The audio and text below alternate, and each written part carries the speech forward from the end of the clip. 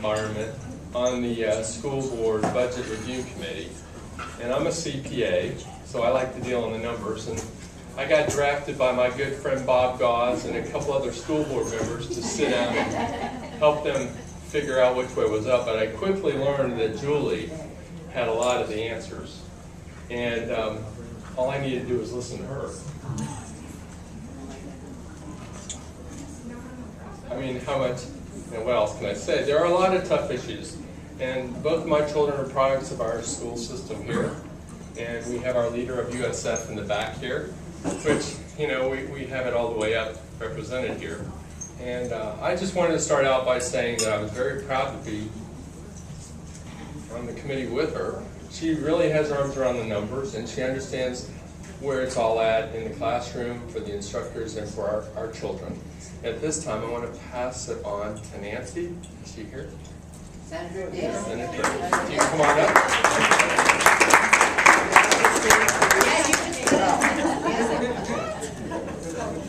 Senator Dieter.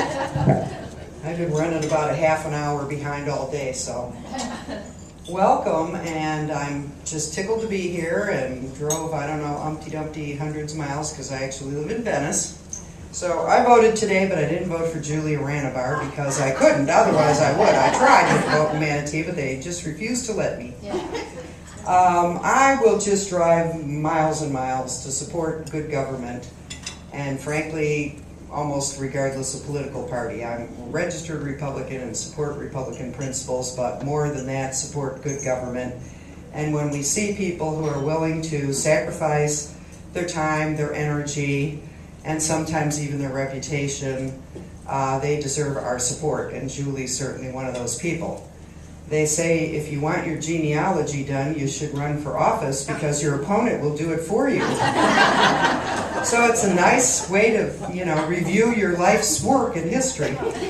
And we must also remember that lying is legal in politics, so when there's confusion, just discount all negative stuff and go with what you know and go with who you know. And what I've seen of Julie, she drove all the way to Tallahassee just to sit in on education committees. I chair education in the Senate. I found her to be an eager learner, asked lots of questions, really wanted the true information on what's happening so she could be informed.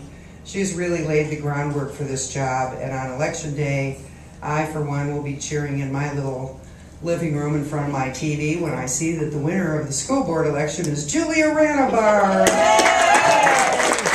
So Julie, come up and tell us what you're going to do for us. So I'm going to introduce Pat Neal. This is multiple introduction time. All right. Pat, we're on the speaking tour together, and it's good to have Pat's support if you're running for anything.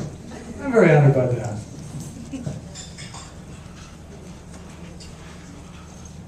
I have 4 reasons why I'm for Julia Ranabar. And I want to say them because I mean them, and I know that she means what she says. With Julia Ranabar, we will have a child-centered school board. We'll have teachers who are accountable to the taxpayers and the children. We'll have a person who I know and has demonstrated who has the intellect to be able to identify problems. But above all, a person who will have the courage and the forthrightness and the articulate nature to do what she says, and to say what she's going to do, and lead our board with Bob and others to, maybe I shouldn't say this, but I think you'll change things. I'm not sure that what we have in our public service is exactly as we wanted, and I think those of us who've been in public service, like Nancy or me, want to be in public service because we want to change the world. And I'm for you, Julie, because I know that you have the courage of your convictions and that you'll change the world in a good way. Julia Ranabar.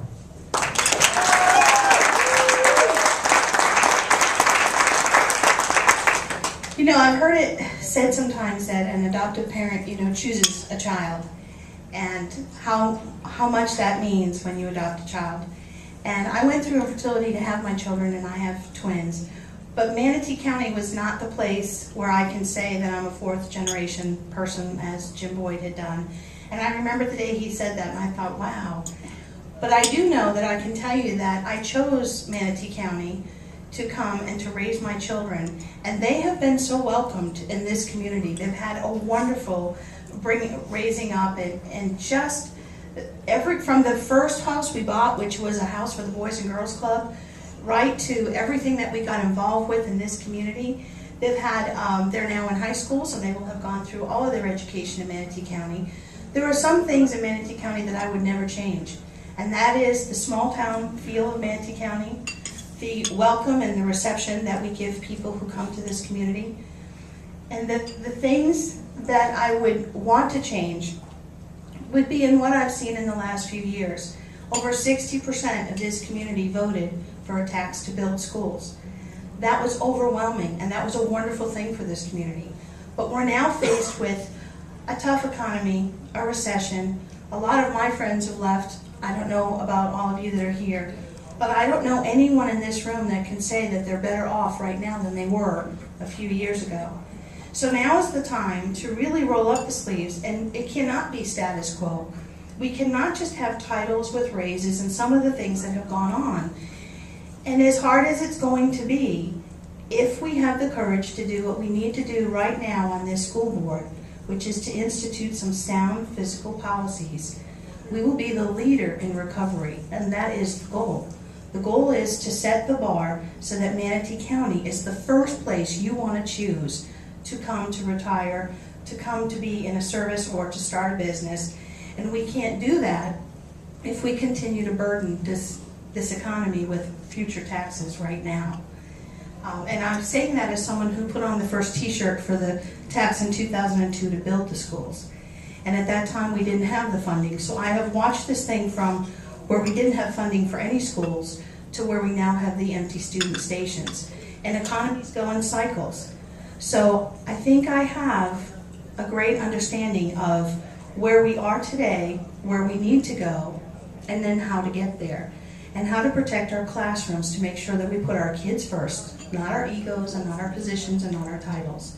And if we do that, and this community, hands down, I just don't see how we can lose. So that's what I'm prepared to do, and that's why I'm in this race.